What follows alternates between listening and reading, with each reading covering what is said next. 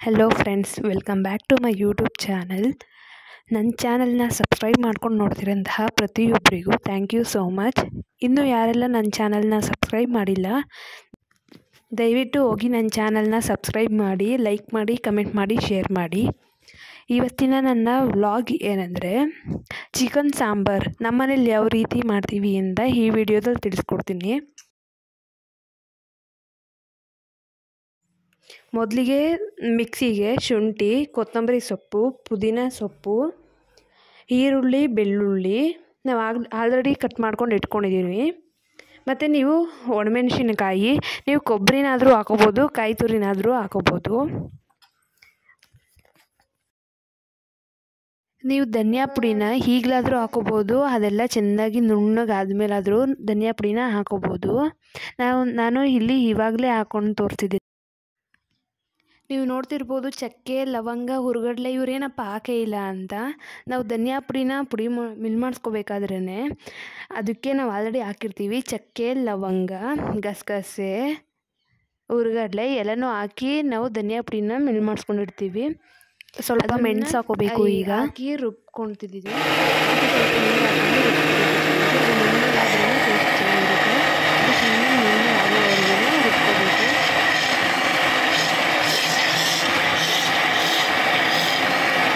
ಈಗ ನೀವೇ ನೋಡಿರ್ಬೋದು ನುಣ್ಣಗಾಗಿದೆ. ಈಗ ಮಸಾಲೆ ನಾನು ರೆಡಿ ಮಾಡ್ಕೊಂಡು ಇಟ್ಕೊಂಡಿದ್ದೀನಿ. ನಂತರ ಚಿಕನ್ನ ಚೆನ್ನಾಗಿ ತೊಳಿಬೇಕು.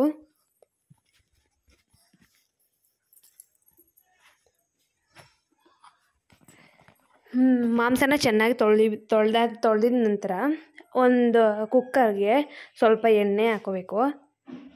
ಎಣ್ಣೆ ಹಾಕೊಂಡ್ಮೇಲೆ ಸ್ವಲ್ಪ ಈರುಳ್ಳಿ,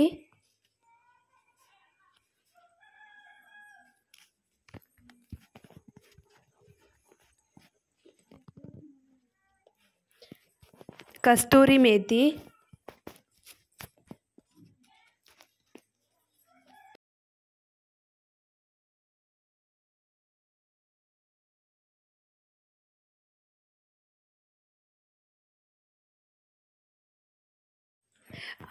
ಈರುಳ್ಳಿ ಚೆನ್ನಾಗಿ ಬೇಯಿಸಿದ ನಂತರ ಅದು ಸ್ವಲ್ಪ ಯೆಲ್ಲೋ ಕಲರ್ ಡ್ರೈಯಿಶ್ ಆಗಬೇಕು. ನಂತರ ಚೆನ್ನಾಗಿ ತೊಳೆದಿರೋ ಮಾಂಸನ ಅದಕ್ಕೆ ಹಾಕಬೇಕು.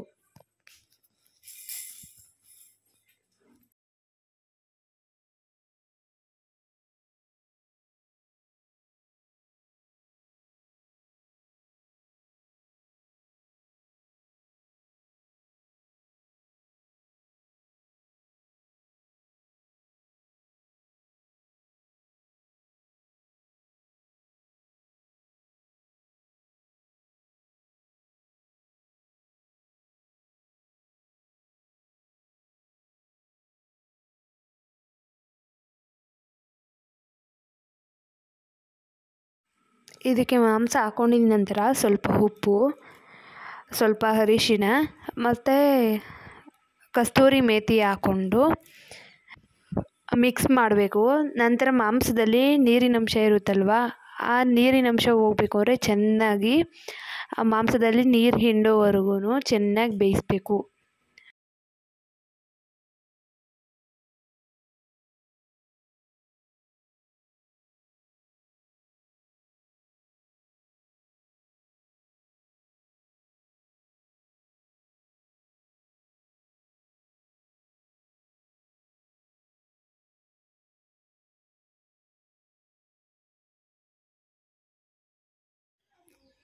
ಮಿಕ್ಸ್ ಮಾಡಿದ ನಂತರ ಅದು ಚೆನ್ನಾಗಿ ಬೇಯಬೇಕಲ್ವ, ಅದಕ್ಕೆ ಅದನ್ನು ಮುಚ್ಚಿಡಬೇಕು. ಸ್ವಲ್ಪ ಹೊತ್ತು ಚೆನ್ನಾಗಿ ಬೇಯಬೇಕದು.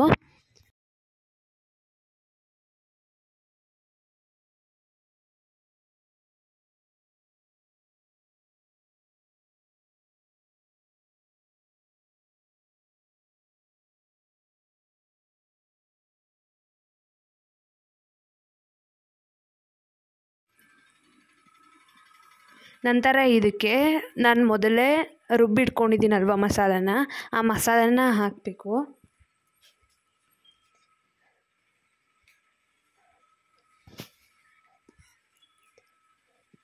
ಮಸಾಲ ಹಾಕಿದ್ಮೇಲೆ ನೀವು ಅಳತೆಗೆ ತಕ್ಕಷ್ಟು ನೀರು ಹಾಕ್ಕೋಬೇಕು. ಜಾಸ್ತಿ ಗಟ್ಟಿಗೂ ಆಗಬಾರ್ದು, ಜಾಸ್ತಿ ತೆಳುವಾಗೂ ಆಗಬಾರ್ದು ಸಾಂಬಾರು. ನಾನು ಉಪ್ಪನ್ನ ಆಲ್ರೆಡಿ ಮುಂಚೆನೇ ಹಾಕಿದ್ದೆ ಅಲ್ವಾ, ಚಿಕನ್ ಬೇಯಿಸ್ಬೇಕಾದ್ರೇ. ಅಕಸ್ಮಾತ್ ನಿಮಗೆ ಉಪ್ಪು ಕಮ್ಮಿ ಅನಿಸಿದ್ರೆ ನೀವು ಇವಾಗೂ ಉಪ್ಪು ಹಾಕೋಬೋದು.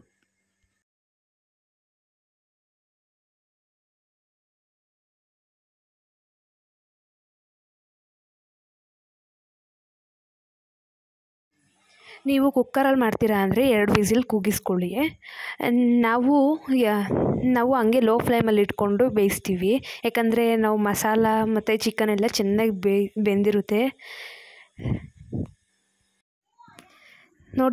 ನೋಡಿ ಇವಾಗ ಚಿಕನ್ ಸಾಂಬಾರು ರೆಡಿಯಾಗಿದೆ. ಈ ರೆಸಿಪಿ ಇಷ್ಟ ಆಗಿದರೆ ಪ್ಲೀಸ್ ಲೈಕ್ ಮಾಡಿ, ಕಮೆಂಟ್ ಮಾಡಿ, ಸಬ್ಸ್ಕ್ರೈಬ್ ಮಾಡಿ.